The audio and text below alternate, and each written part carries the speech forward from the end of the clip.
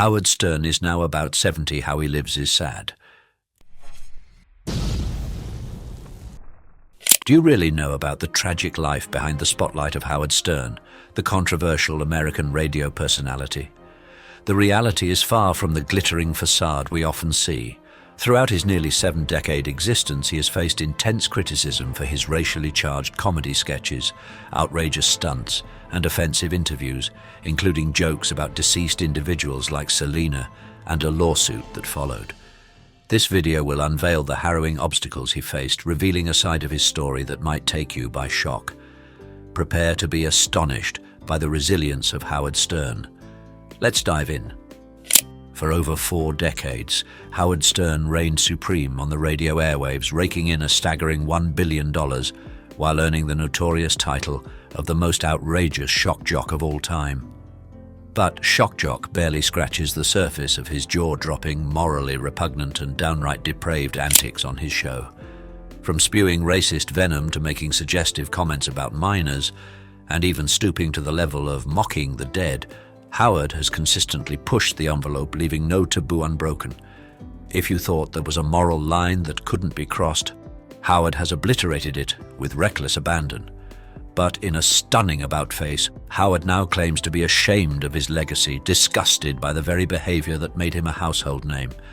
Through therapy, he's had a change of heart, reinventing himself as a champion of moral righteousness. The problem is, Howard doesn't want you to dig into his past, fearing you might uncover the truth. That his provocative words and actions were always a smokescreen to protect his vast fortune. Today, we're going to delve into the twisted world of Howard Stern, the most controversial figure in entertainment history. From his early days on Boston University's radio station WTBU, where his show, King Schmaltz's Bagel Hour, was axed after just 1 episode due to a racist sketch, it was clear that Howard had a taste for controversy and a desire to push boundaries. Radio was his ultimate goal, and he was determined to conquer the pinnacle of radio in New York City. After college, Howard bounced around East Coast radio stations, eventually landing a stable gig in Washington, D.C. in 1981. He knew this job would be the perfect springboard to launch him into the big leagues in New York. To dominate the competition, Howard needed a team, and he found the perfect partner in co-host Robin Quivers. Her infectious laugh and ability to counterbalance Howard's often racially charged humor made her the perfect foil. Management saw the potential in pairing the provocative Jewish guy from New York with the charismatic black woman from Baltimore. With his dream team in place, Howard was on a roll, and he wasted no time in letting his listeners know he was unlike any other radio host. In his debut broadcast at WDC, he notoriously called the office of Mayor Marion Barry, berating the assistant who answered the phone. "What kind of man calls himself Marion? That's a girl's name." The next day, he called a local high school, proposing that students be given the day off to celebrate his arrival. His on-air stunts were so unpredictable that the station had to install a 7-second delay to contain his outbursts. And it didn't take him long to stir up controversy, less than a year to be exact. In 1982, tragedy struck when an Air Florida jet crashed into the Potomac River, claiming 78 lives. The very next morning, Howard Stern made a shocking call to the airline, inquiring about the cost of a one-way ticket from National Airport to the 14th Street Bridge. This brazen stunt cemented his reputation as a radio wild card, propelling him to the top of the Washington radio scene. "Man, when I get to your edge, I hope they shoot me. Why am I different from other DJs? Yeah, 'cause I fart on the air." What? I fart on the radio. I joked on everything and everyone equally. No race or religion was singled out. While some people were repelled by his antics, others were drawn to his unbridled energy. However, his provocative persona hid a troubling reality, as seen in his disturbing interactions with a black woman and a young person. Howard Stern's conversation with a black woman took a dark turn when he attempted to mask his racism as humor. He started by sarcastically commenting, "Just want to say something, a black woman and a white man shaking hands in Washington. Who says there's racial problems? Man, who says there's racial?" A remark that implied interracial interactions were unusual and worthy of note. But his tone quickly turned from feigned innocence to outright aggression. as he lashed out with a harmful and false stereotype. "Get your hand off me. You'll catch some kind of disease." This racist outburst perpetuates the dangerous and false idea that black people are inherently dirty or diseased. The exchange serves as a stark reminder of the toxic language and attitudes that continue to fuel racism and discrimination in our society. In another conversation, Howard Stern's interview style was criticized by a young person. The exchange became uncomfortable as Howard Stern pressed the guest about their familiarity with his show and their reasons for disliking it. When the guest called him rather crude, Howard Stern became defensive and pushy, asking for specific examples. The guest stood firm, stating, "You're rather disgusting and I don't care to give you an example," highlighting Howard Stern's tendency to prioritize his own ego over respect and empathy. Despite being a liability at times, WWDC was thrilled with the surging ratings and offered Howard a contract extension. However, his heart was set on conquering the New York City radio scene. When WNBC offered him a 5-year, $1 million deal, he jumped at the opportunity. Now in his hometown, working his dream job, Howard effortlessly boosted NBC's ratings. But the network's attempts to rein him in and tone down his provocative content only fueled his rebellious spirit. Howard delighted in mocking his employer, which, unsurprisingly, didn't sit well with the network. "There's this one bathroom at NBC, it's down the hall from my office, that every drug user in the building uses because it's the only private bathroom. So now they broke the lock on the door so people can't lock it, I know, so that NBC security people go in and bust drug abusers." This 3-year period marked Howard's ascent to A-list fame, with frequent appearances on Late Night, with David Letterman further increasing his national visibility. Although fans loved his irreverent humor, Howard knew he was pushing the limits. "I'm on a roll right now that'll probably get me fired within a year or so," he predicted. "I'll probably be fired, but I'm willing to accept that." In essence, Howard was daring the network to fire him, and it was only a matter of time before they took the bait. In a surprise move, WNBC issued a press release on September 30th, announcing the cancellation of the Howard Stern program due to conceptual differences between Howard and the network's management. Despite his sky-high ratings, Howard was shown the door, leaving many to wonder why. Some speculated that it was due to a controversial on-air sketch about bestiality, while others believed it was simply a case of an uptight executive trying to protect the network's image. Howard didn't mince words, taking to the airwaves to plead for a new job. "I'll tell you the truth right now, I'm looking for a job. I would love to hear from everyone. My agent is Don Buchwald. Please give me a job. I want to get back on the air in New York." Howard's impressive ratings spoke for themselves, and he quickly landed a new gig at WXRK in New York, where he continued to dominate the airwaves. His appearance on The Tonight Show in July 1992, where he looked like a rock star, further cemented his nationwide visibility. During the interview, he announced his first feature film, The Adventures of Fartman, which would debut 2 months later at the MTV Music Video Awards. "Allow me to demonstrate the greatest farting powers of all," Howard exclaimed, solidifying his status as an American sensation by the end of 1992. His show was the #1 radio show in both Los Angeles and New York City, with a staggering 6.4% share of the LA market and 9.4% in New York. As his fame grew, so did the controversy surrounding his jokes, which often made headlines. But instead of toning it down, Howard seemed to relish the attention, becoming even more outrageous than before. In 1992, the FCC slapped him with a $600,000 fine for making a racist comment on air, but that didn't stop him. The following year, he took things to a new low with a blackface stunt during a New Year's Eve pay-per-view event. Alongside Sherman Hemsley, Howard parodied Ted Danson and Whoopi Goldberg, painting his face black and using racial slurs, as well as a stereotypical accent used to demean African Americans. The stunt was widely condemned, but Howard seemed to take it in stride, continuing to push the boundaries of what was considered acceptable. "Well, don't let the door hit you on your big black ass, my man. On the way out of here now. Where was I? Oh yes, now Whoopi, you are filthy." Howard Stern's history of racism and offensive behavior continued to make headlines. In the past, he had donned blackface on multiple occasions, including on the PD Green Show and his short-lived Channel 9 TV show.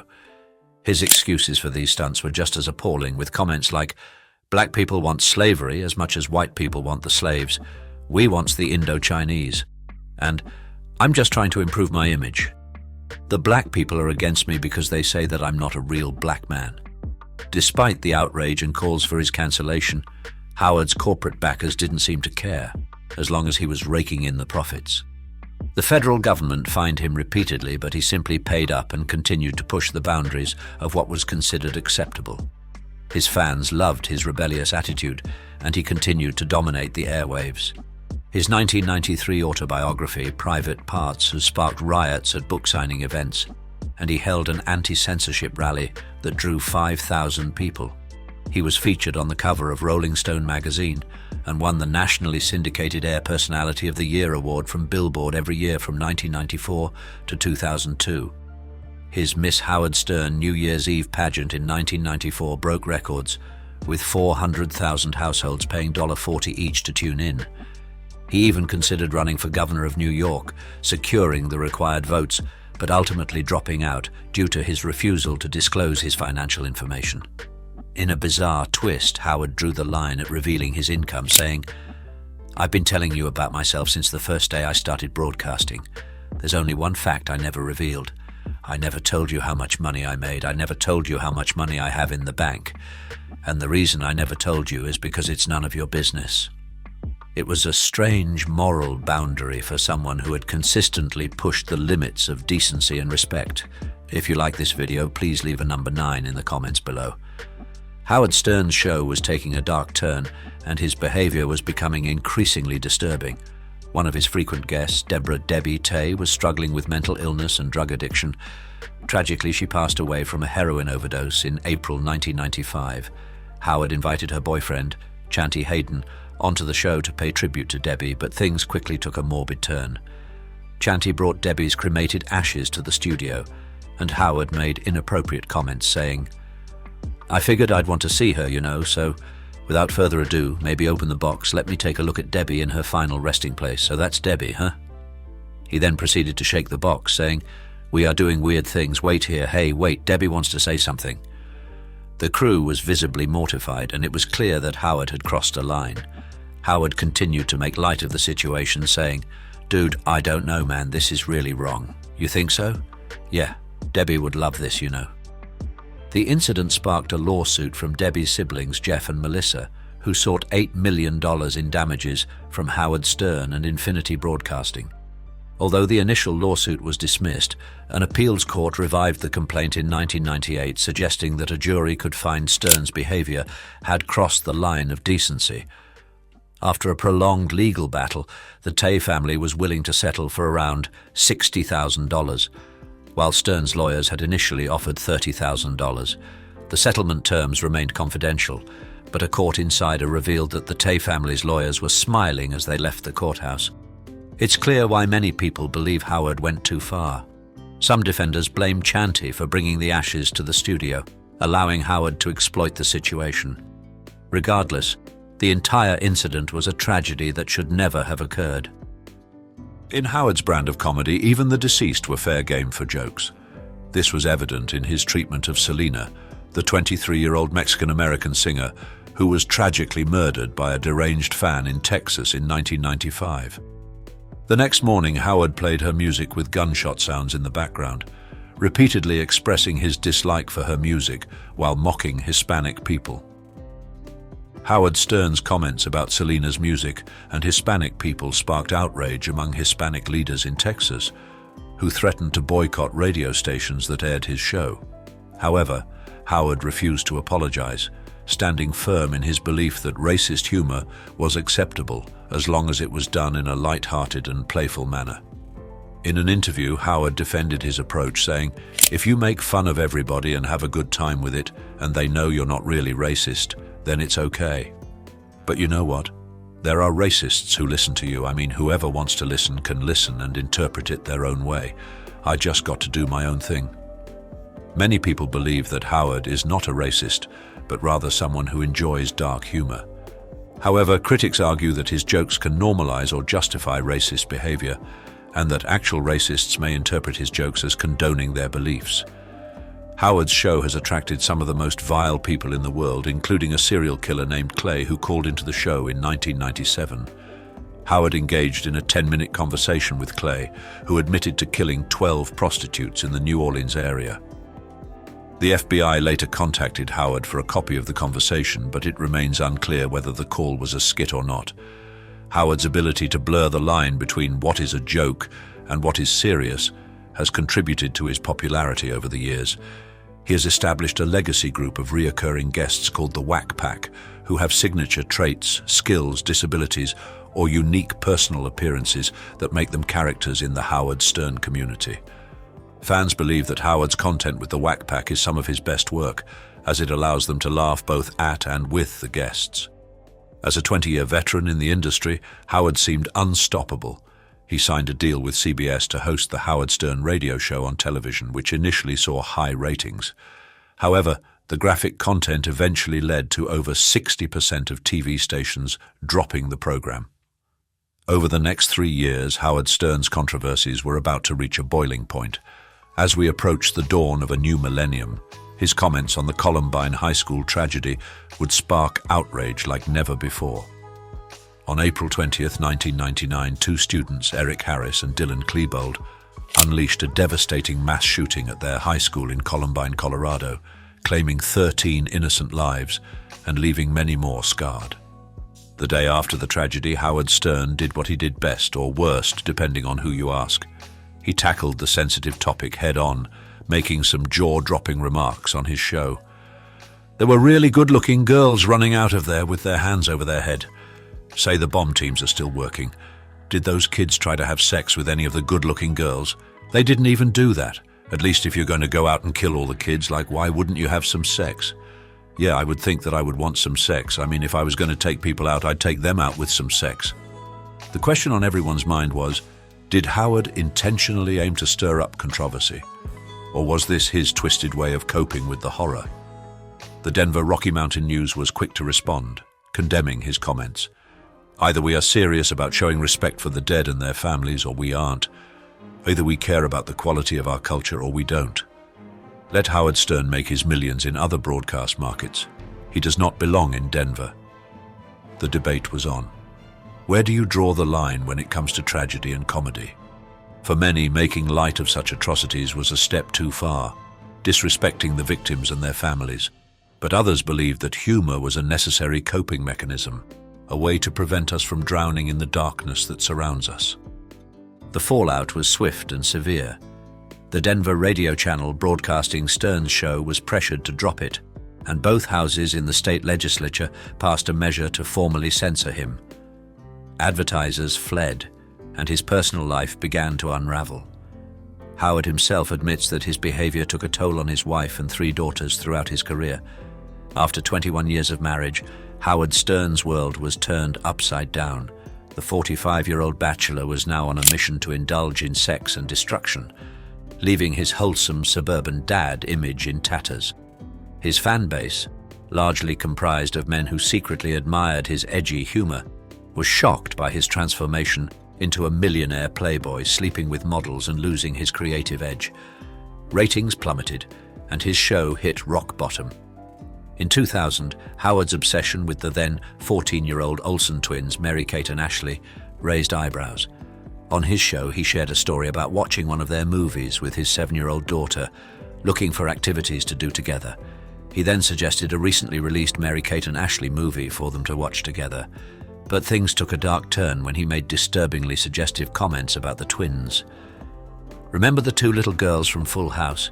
Sure, well, now they're like 13 and they're pieces of ass. His comments were alarming, to say the least, and seemed to justify a mentality that some men his age found acceptable. 2 years later, Howard's fascination with the Olsen twins hadn't wavered.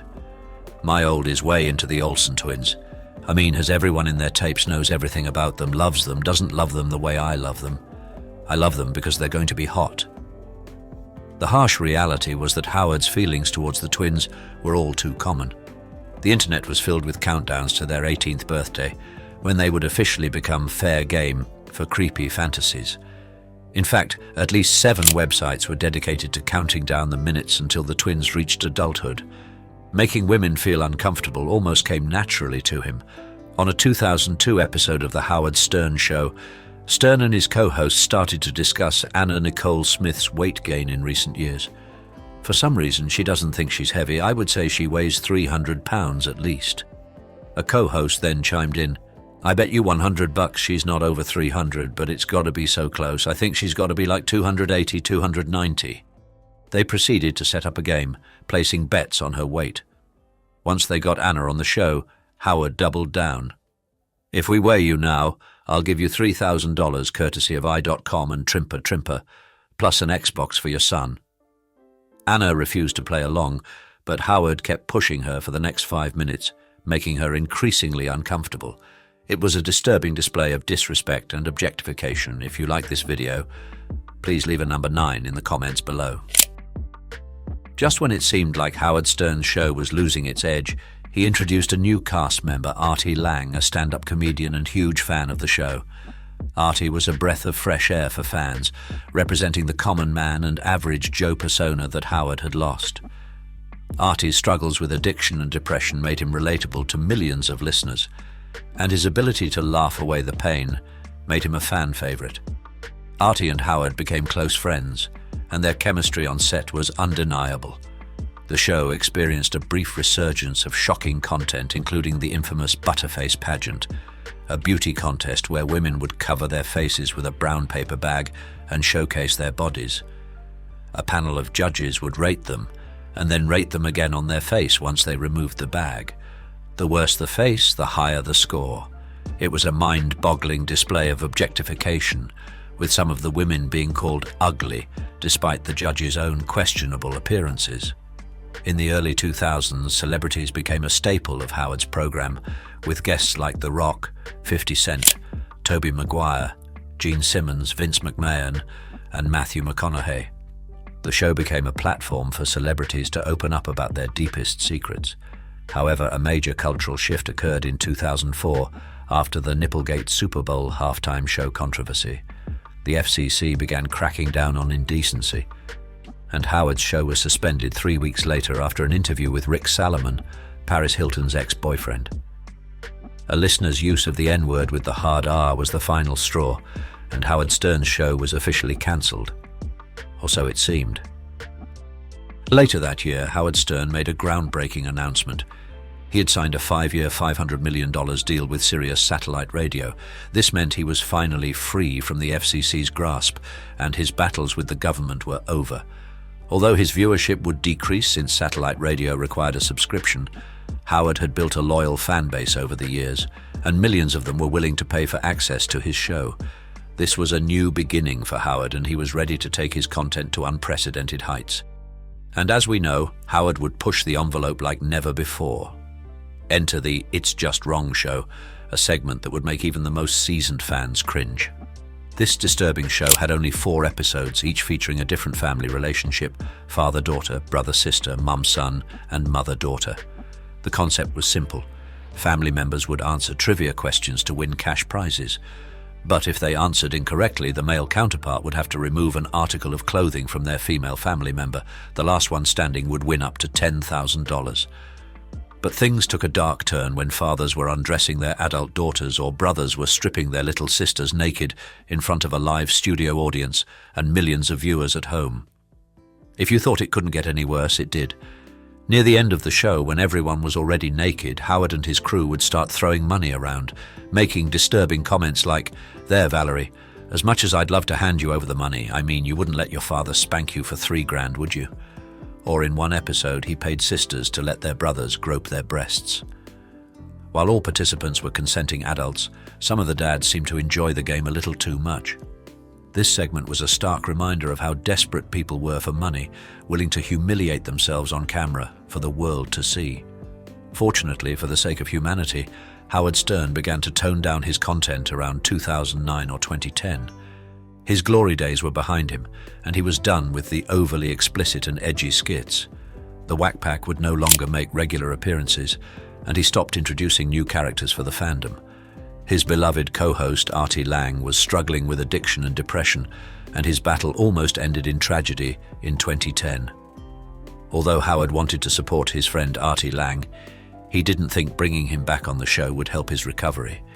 Fans believed that once Artie left, the show lost its magic, and a leaked 2013 staff meeting seemed to confirm this. In the meeting, Howard berated his staff for over an hour, criticizing their work and making it clear that he no longer wanted them to focus on creating humorous content and skits. Instead, his goal was to attract more A-list celebrities to the show. He boasted about the show's ability to boost album sales and book rankings, citing examples like Billy Corgan's album reaching the top 10. Howard emphasized that his 23 million paid subscribers were a valuable marketing tool for celebrities, and he wanted his show to be the go-to destination for interviews and promotions. He noted how celebrities' publicists clamored to get them on Oprah, Jimmy Kimmel, and other popular interview shows, and he wanted his show to be the top choice. However, Howard's vision was not without its challenges. He lamented that his staff looked unprofessional, comparing them to zombies from The Walking Dead and saying they resembled a college radio station or even homeless people working here. It was a far cry from the edgy, humorous show that had once made him a legend. If you like this video, please leave a number 9 in the comments below. It's astonishing to think that Howard Stern, the same guy who once made fathers undress their daughters entirely nude for money, is now concerned about the way his employees dress. It's a complete 180-degree turn from his previous behavior. He spent 30 years mercilessly bashing people, and now he's blaming his staff when celebrities don't want to come on the show. It's total hypocrisy. The Howard Stern of 20 years ago would have made fun of the person he's become today. In his book, Being as Dirty as I Want to Be, Howard writes about his regrets for some of his past behavior, admitting he was self-absorbed and had a hard-ass pose that no longer works. He even disowns his other books, including the 1993 bestseller Private Parts, saying they don't represent him anymore and could be hurtful. He claims his attitude back then was a scorched earth policy. He wanted to shock and offend at all costs. Through therapy, Howard says he's learned that he was hurting people all those years. He was a jester, desperate for attention and status. He claims he doesn't love the man he was, but he loves the man he is now. In recent years, Howard has been on a mission to break the stigma surrounding men's mental health. But it was only a matter of time before people started digging up his past controversies, especially after he tried to deny his previous use of the N-word. When confronted about it, he claimed, "I used the N-word, wait a second, hold on before you say that. Whoop, hold on, wait. We had a guy on from the Ku Klux Klan who very freely used the N-word, and my belief was, hey, stay it out in the open, and I didn't use the N-word, let's be very clear." It's a weak attempt to deflect responsibility and rewrite history. During the pandemic, Donald Trump Jr. tweeted an old blackface video of Howard Stern calling for him to be cancelled. Howard responded defiantly, saying, "There's nothing new here. We all knew I was the craziest MFer on the radio." He continued, "I never did anything behind the scenes. I did it right in front of your face." Howard refused to apologize, but admitted he didn't feel good about his past behavior. "I cringe when I look at myself 30 or 40 years ago, and that was 27 years ago. I can't stand it. Am I a bad guy? I don't think so." It's worth noting that 27 years ago, Howard was 43 years old. After this controversy, Stern became a vocal advocate for the vaccine, criticizing those who refused to get it. "When are we going to stop putting up with the idiots in this country and just say, you now, it's mandatory to get vaccinated? Them, their freedom. I want my freedom to live." Meanwhile, Joe Rogan, the popular podcaster who has surpassed Howard as the voice of the common man, expressed skepticism about the vaccine. This led to accusations of spreading misinformation. After Joe addressed the backlash on Instagram, Howard felt his response wasn't good enough. Howard suggested Joe's apology should be, "You know what, listen, I'm a comedian and I have no idea what I'm talking about. I have no medical background whatsoever to be telling people what to do with their health. I'm wrong, and go get the vaccine before you die." It's ironic that Howard Stern, once the champion of free speech and anti-establishment values, is now criticizing celebrities' apologies. His fans have even started calling him woke, which he takes as a compliment. If woke means I can't get behind Trump, which is what I think it means, or that I support people who want to be transgender, or I'm for the vaccine, dude, call me woke as you want. I'm not for stupidity, but I am woke, mother, and I love it. It's never too late to change, but some people question the sincerity of Howard Stern's transformation. To his fans, he represented the unbridled energy of male impulse, unapologetically embracing raw, racy humor and edgy entertainment. While it's fair to hold him accountable for his past actions, it's also important to scrutinize the corporations that profited from his show for years before suddenly developing a conscience. Some critics view Howard's narrative of mental health struggles and self-reflection in therapy as a convenient excuse, a way to garner sympathy and gloss over decades of offensive behavior. Others see him as a sellout who will say and do anything to protect his hundreds of millions of dollars. Few people, however, believe he's genuinely changed and become a paragon of honesty and moral virtue. One thing is certain, though, there will never be another Howard Stern. As we've seen, Howard Stern's life has been a roller coaster of controversy and criticism. From his early days of pushing boundaries to his later years of advocating for mental health and vaccines, it's clear that Stern has faced many challenges and made many mistakes. But the question remains, has he truly changed and grown as a person? Or is he simply seeking to deflect criticism and downplay his past harmful actions? That's for you to decide. If you think Stern has truly transformed, comment yes below. If you don't think he's changed, comment no. Let's keep the conversation going. Regardless of your opinion, there are valuable lessons to be learned from Stern's story. We can all reflect on our own actions and words and consider how they may impact others. We can strive to be more empathetic and understanding, and to use our platforms for good. Thanks for watching Iconic Inside. If you like this video, be sure to like and subscribe for more content that explores the fascinating lives of iconic figures. Let's keep exploring, learning, and growing together. Mick Jagger is now 80. How he lives is sad.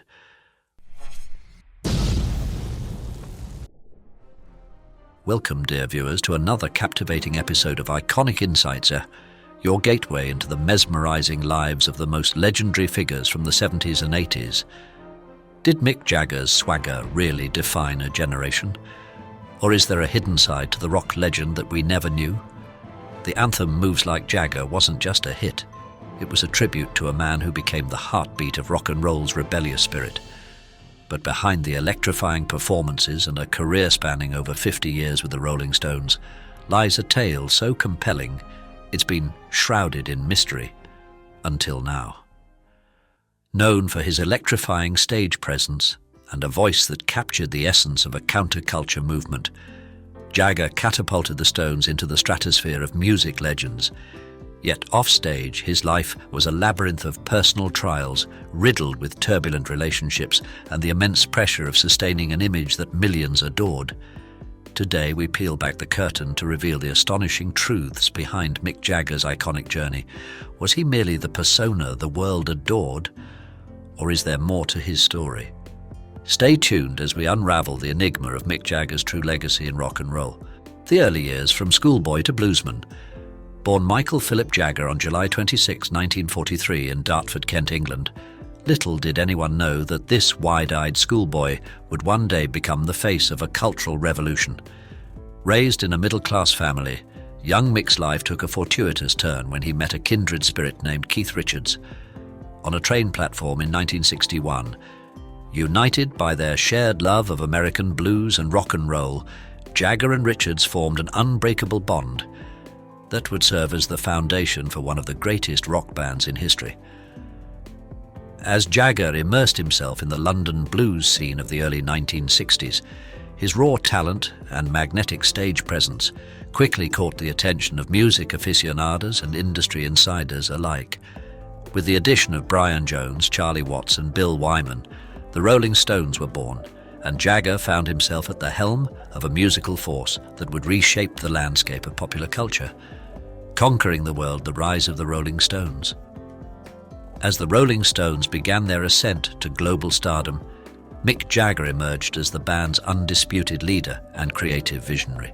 With his sultry moves, pouting lips, and rebellious attitude, Jagger redefined what it meant to be a rock frontman, pushing the boundaries of self-expression and sexual liberation. Hits like I Can't Get No Satisfaction, Painted Black, and Honky Tonk Women became anthems for a generation, propelling the Stones to the top of the charts and cementing their status as rock royalty. But success came with its own set of challenges as the band navigated the tumultuous waters of fame, excess, and controversy. From drug busts to public scandals, the Stones' bad boy image only fueled their mystique. and Jagger found himself at the center of a media frenzy that would follow him throughout his career. Love, Lust and Heartbreak, Mick Jagger's romantic odyssey. While Mick Jagger's onstage persona exuded an irresistible charm and raw sexuality, his offstage life was a whirlwind of passionate affairs, tumultuous marriages and heart-wrenching breakups. From his early days as a rising star to his status as a rock legend, Jagger's love life has been a constant source of fascination for fans and tabloids alike. One of Jagger's earliest and most publicized romances was with Chrissy Shrimpton, the younger sister of famous model Jean Shrimpton. The couple's relationship was the stuff of swinging 60s folklore, a whirlwind of parties, paparazzi, and endless nights at London's trendiest clubs. However, the intense media scrutiny and Jagger's growing fame eventually took their toll, and the couple parted ways in 1966. But it wasn't long before Jagger found himself entangled in another high-profile romance, this time with the hauntingly beautiful actress and singer Marianne Faithfull. Their relationship was the epitome of the rock and roll lifestyle, a heady mix of creativity, passion, and excess. Faithfull was Jagger's muse, inspiring some of the Stones' most iconic songs, including Wild Horses and You Can't Always Get What You Want. However, their fairy tale romance was not to last, and the couple's drug use and personal demons eventually tore them apart. In 1971, Jagger shocked the world when he married Nicaraguan beauty Bianca Perez Mora Macias in a lavish ceremony in Saint-Tropez, France. The wedding was the event of the year, with a guest list that included Paul McCartney, Ringo Starr, and a who's who of the music and fashion industries. For a time, it seemed that Jagger had finally found his match, a stunning, intelligent woman who could keep up with his jet-setting lifestyle and artistic pursuits. However, behind the glitz and glamour, the Jaggers' marriage was far from perfect. Bianca struggled to adapt to her husband's rock and roll lifestyle, and Jagger's infidelities and long absences took a toll on their relationship. In 1978, after 7 years of marriage and one daughter, Jade, the couple divorced in a highly publicized and acrimonious split. But perhaps no relationship in Jagger's life has captured the public's imagination, quite like his long-term partnership with American model Jerry Hall. The couple's romance was the stuff of legend, a globe-trotting, glamorous affair that spanned 2 decades and produced 4 children. Hall was Jagger's rock, his constant companion through the ups and downs of his career and personal life. She was the woman who tamed the wild rock star, the one who could match his wit, charm and energy both on and off the stage. However, even the strongest relationships can falter, and in 1999, Jagger and Hall's unofficial Balinese wedding was declared invalid by the High Court of England and Wales. The couple's split was a tabloid sensation, with lurid details of Jagger's infidelity splashed across the front. Pages of newspapers around the world, despite the heartbreak and turmoil, Jagger's romantic odyssey has been an integral part of his life and art. His relationships have inspired some of the Stones' most enduring songs, from the raw confessional Angie to the tender introspective Wild Horses. Through it all, Jagger has remained a hopeless romantic, a man who has loved deeply and passionately, even in the face of adversity and heartbreak. Because YouTube will prioritize interactive videos, please comment OK if you find this video interesting. Thank you. Reinvention and resilience. Jagger in the modern era.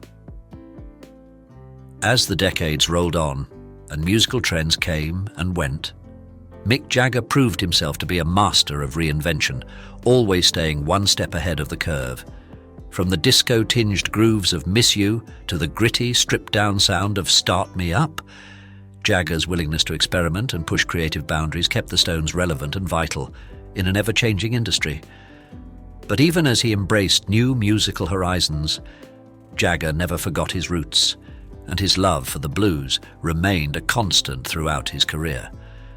Whether sharing the stage with blues legends like Muddy Waters and Howlin' Wolf, or paying homage to his influences through the Stones' music, Jagger's respect for the genre that shaped him never wavered. Beyond the music, Jagger's enduring legacy, As Mick Jagger enters his 8th decade, his impact on popular culture shows no signs of diminishing.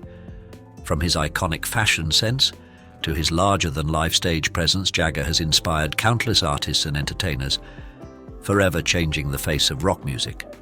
But his influence extends far beyond the realm of music, as his tireless charitable work and social activism have made him a force for positive change in the world. Through his support of causes ranging from environmental conservation to music education, Jagger has used his platform to make a difference, proving that rock and roll can be a powerful tool for social good. And as he continues to tour and perform with the same energy and passion he's displayed throughout his career, Jagger serves as a reminder that age is just a number and that the power of music knows no bounds. The price of fame, scandals, addiction, and redemption.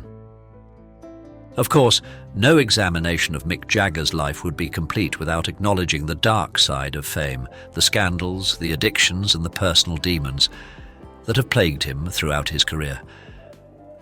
From the notorious drug busts of the 1960s to his struggles with substance abuse and the toll it took on his relationships, Jagger's journey has been one of incredible highs and devastating lows. But through it all, Jagger has displayed a remarkable resilience and an unshakable determination to overcome adversity. Whether bouncing back from legal troubles, personal tragedies, or creative setbacks, Jagger has always emerged stronger, wiser, and more focused on his craft.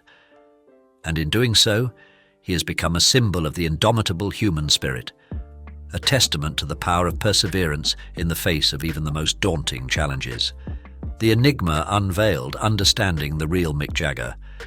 Despite his countless interviews, autobiographies, and public appearances, Mick Jagger remains an enigma, a complex, multifaceted individual whose true nature often eludes even his most ardent fans. Behind the swagger and the spotlight lies a deeply introspective artist, one who has grappled with his own mortality, spirituality, and place in the world. From his flirtations with Catholicism during his marriage to Bianca to his fascination with Eastern philosophies and meditation, Jagger's spiritual journey has been a constant undertone in his life, reflecting a search for meaning and purpose beyond the trappings of fame. And through his relationships with his children, 7 in total, from various partners, Jagger has sought to create a legacy that extends beyond his music, one rooted in love, family, and the unbreakable bonds of parenthood. The art of performance, Jagger's on-stage magic. No discussion of Mick Jagger's legacy would be complete without a deep dive into his prowess as a live performer. From his earliest days, playing smoky clubs in London, to his sold-out stadium tours of the 21st century, Jagger has always possessed an uncanny ability to electrify audiences and create an unforgettable concert experience. With his signature strut, his explosive energy, and his magnetic charisma, Jagger commands the stage like no other, leaving crowds breathless and begging for more. Whether whipping up a frenzy with his harmonica solos or bringing a tear to the eye with a soulful ballad, Jagger is a master of his craft, a consummate showman who understands the power of music to move and inspire. The business of rock, Jagger's entrepreneurial spirit. But Mick Jagger's contribution to the music world extend far beyond his onstage exploits. Throughout his career, Jagger has displayed a keen business acumen and an entrepreneurial spirit that have helped shape the modern music industry. From his savvy negotiations with record labels to his pioneering work in music video production, Jagger has always been at the forefront of the business of rock, pushing the boundaries of what's possible and setting new standards for success. Through his various business ventures, including his own production company, Jagged Films, and his collaborations with designer Tommy Hilfiger, Jagger has demonstrated a unique ability to bridge the worlds of music, fashion, and commerce, creating a template for the modern rock star as a multifaceted brand.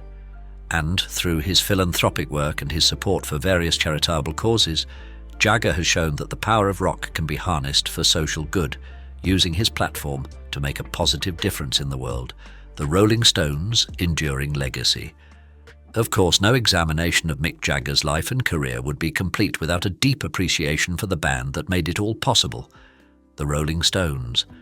From their early days as a scrappy blues outfit to their reign as the world's greatest rock and roll band, the Stones have been the constant in Jagger's life, the bedrock upon which his legend has been built.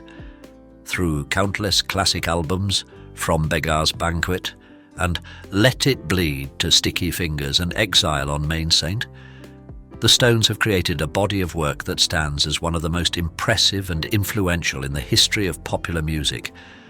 And through their electrifying live performances and their unparalleled stage presence, the Stones have set the standard for what a rock band can and should be, inspiring countless musicians and forever changing the course of music history. But perhaps the most remarkable aspect of the Stones' legacy is their longevity, their ability to remain relevant and vital in an industry that is constantly changing and evolving. Through countless reinventions and transformations, the Stones have always managed to stay one step ahead of the curve, adapting to new musical trends and cultural shifts, while never losing sight of their core identity as a blues-based rock and roll band. In the end, the story of Mick Jagger is the story of rock and roll itself, a tale of rebellion, reinvention, and the unshakable power of music to transform lives and shape cultures. Through his art, his activism, and his unparalleled stage presence, Jagger has left an indelible mark on the world, inspiring generations of fans and fellow musicians to dream big, take risks, and never stop fighting for what they believe in.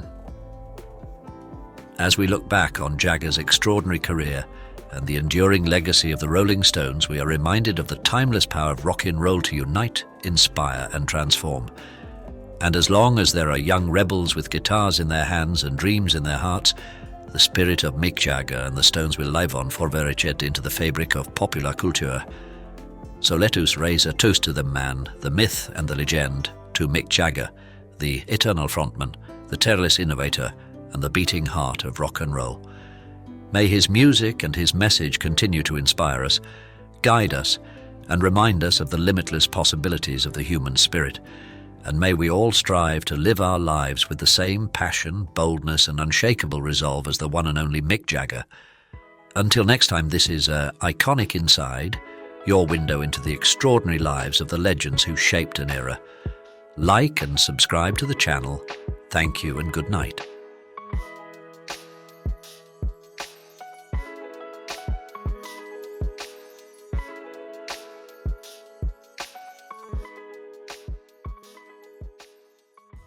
Jack Lemmon's comedy masked his darkest secret. Known for lighting up the screen with his brilliant comedy, Jack Lemmon harboured a secret so dark, it contrasted starkly with the laughter he brought into our lives. But then, in an unexpected twist during a 1974 awards ceremony, the mask slipped. What came to light was not only surprising but deeply disturbing. Stay tuned as we peel back the layers of Lemmon's life to reveal the stark truth that lay hidden beneath the surface laughter. A revelation that will change everything you thought you knew about the beloved actor. Because YouTube will prioritize interactive videos, please comment OK if you want to watch this video. Thank you. Jack Lemmon's laughter hid a shocking shadow, the truth revealed. Born in 1925, Jack Lemmon's entrance into the world seemed to foreshadow his future in comedy. His mother, Millie, went into labor while playing bridge, and despite the pain, she couldn't tear herself away from the game. She eventually realized the severity of the situation and rushed to the hospital, but didn't quite make it to a bed. As a result, Jack Lemmon was born in an elevator, a story he would often recount with his signature humor. Lemmon's parents had a tumultuous relationship, and as a child, he believed that his behavior could impact their failing marriage. He thought that by always appearing happy and avoiding problems, he could keep his parents together. Although his logic was flawed, it seemed to work to some extent. His parents never divorced, only separating when Lemmon was 18, despite their fractured marriage that led to them sleeping in separate rooms for most of his childhood. These experiences shaped Lemmon into an almost pathologically cheerful kid, at least on the surface. By the age of 12, Lemmon had spent a total of 2 years in the hospital due to general ill health and hearing problems. Despite these setbacks, he attended Harvard College, where he focused on track sports and acting, often neglecting his academics. At one point, his grades were so poor that the school placed him on probation, barring him from participating in theatrical productions. Undeterred, Lemmon found a clever way around this restriction. He created a pseudonym, Timothy Orange, to continue acting on stage. Eventually, Lemmon transferred from Harvard College to the Navy College Training Program. As Lemmon was preparing to embark on his acting career, World War II broke out. Although he didn't see combat, the conflict set his plans back. After finally earning his degree, Lemmon decided to pursue his passion for acting. However, his father, who had always been in the baking business, had other plans for him. Lemmon's father believed his son would do well following in his footsteps. But Lemmon had to disappoint him. To his surprise, instead of being furious, his father gave him $300 and wished him a happy future, marriage, and family troubles. As Lemmon began his career, he met and fell in love with struggling actress Cynthia Stone. They married in 1950, but their union was far from a fairy tale. On their wedding day, Lemmon's mother, who was supposed to attend the ceremony, failed to show up. It was later discovered that Millie Lemmon had been drinking heavily at home alone. While inebriated, she attempted to cook a meal on the gas stove and forgot about it. Fortunately, neighbours smelled the gas and intervened, saving her life. Rise to stardom. Despite his disastrous wedding, Lemmon's career continued to soar. His big break on Broadway, a lead role in the production of Room Service, closed after just 2 weeks. However, a talent scout in the audience recognized Lemmon's star power and brought him to the attention of Columbia executive Harry Cohn. Cohn was interested in Lemmon, but had one major issue with him: his name. He demanded that Lemmon change it to avoid giving critics easy ammunition for bad reviews. Cohn wanted the name to be Lenin, spelled with 2 N's. Harry Cohn was known for getting what he wanted, so he was shocked when Lemmon refused. Eventually, Lemmon convinced Cohn that changing his name to Lenin might lead to confusion with Vladimir Lenin, which would create an entirely different problem. With his name intact, Cohn cast Lemmon in his first film, It Should Happen to You, 1954. However, director George Cukor thought Lemmon's acting was terrible. Noting that he tended to overact, Cukor took Lemmon aside and taught him a valuable lesson. Less is more. Lemmon later credited this advice with defining his career. The film was a hit, and Lemmon found himself in a challenging position. As a rising star, he had to negotiate a contract with the notoriously shrewd Harry Cohn. Remarkably, Lemmon emerged victorious, signing a 7-year contract that included a rare provision: the freedom to work on projects outside of Columbia Pictures. This was nearly unheard of in Hollywood at the time. Have you ever watched a Jack Lemmon film? If so, which one was your favorite and why? Breakthrough: role in Mr. Roberts. One day, while hanging around the Columbia studio lot, Lemmon was approached by a stranger who struck up a conversation about a film project. The man nonchalantly asked if Lemmon would be interested in a role. Unbeknownst to Lemmon, the man was legendary director John Ford, and the film in question would propel Jack to new heights. Mr. Roberts, 1955, a comedy drama starring Henry Fonda, James Cagney and William Powell, was a massive opportunity for Lemmon. However, the production was not without its challenges. With big egos on set, tensions began to rise, and Lemmon found himself playing the role of peacemaker. Despite the difficulties, Lemmon forged a friendship with James Cagney. The rest of the filming process turned into a nightmare. Cagney and Ford clashed, with Cagney later describing the director as a truly nasty old man. Henry Fonda also got involved, with Ford once punching his leading man in the jaw.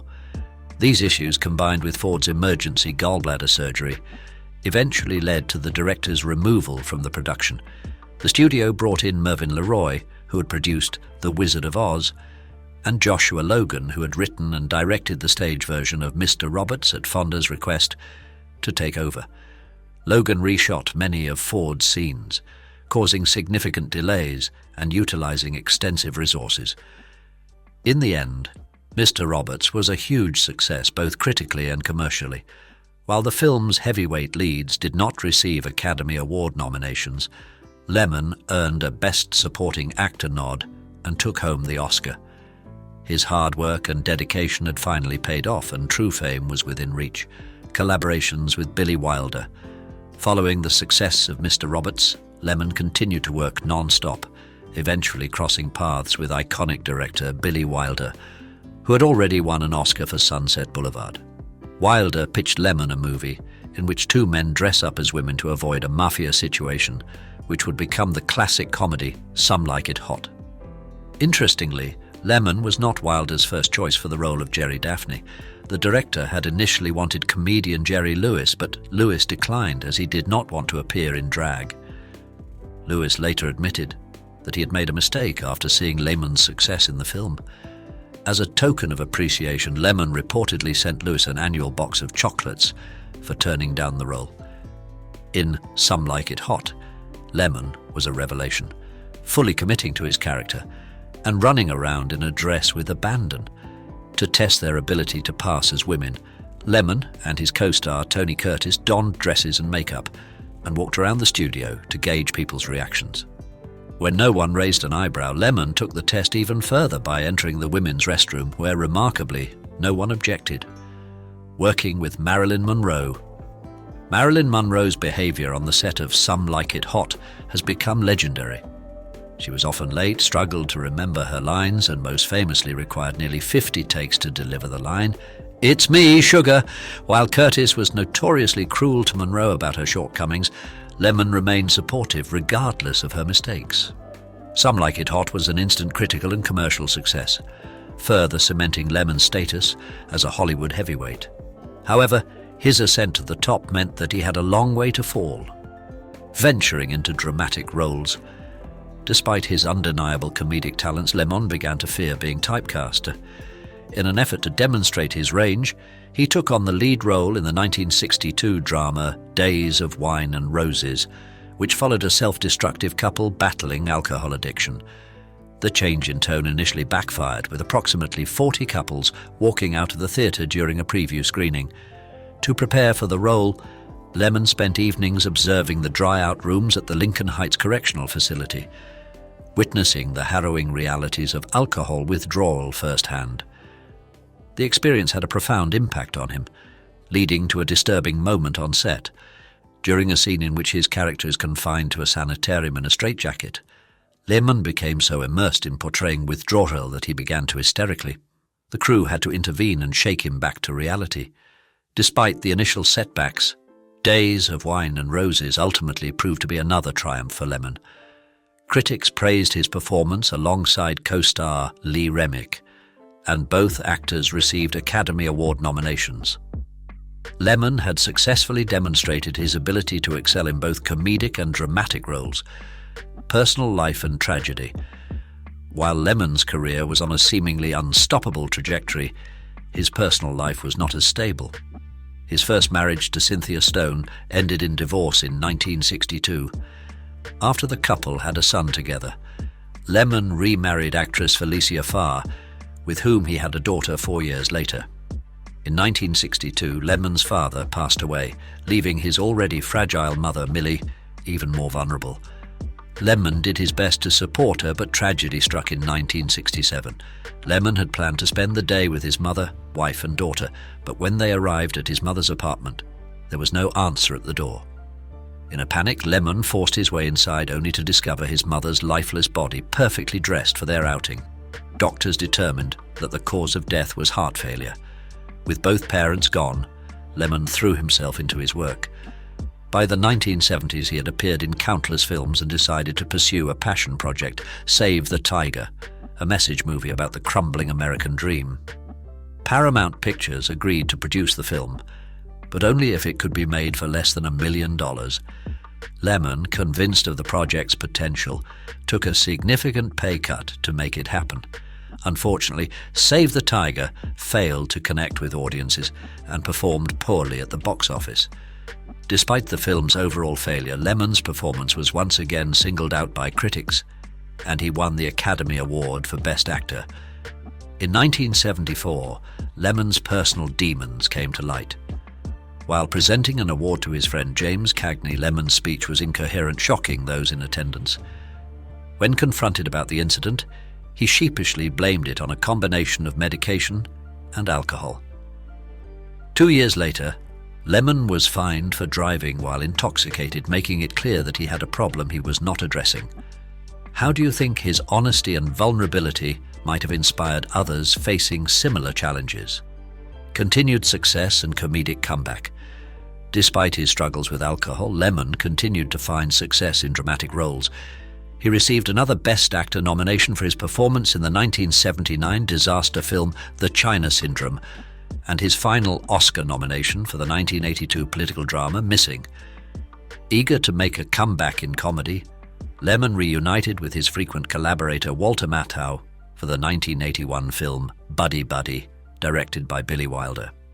However, the film was a critical and commercial failure, with Roger Ebert describing it as a comedy with no laughs, and Gene Siskel naming it the worst film of the year.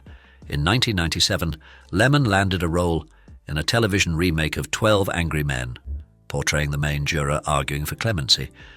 Audiences embraced his performance, and he received a Golden Globe nomination for Best Actor in a TV movie.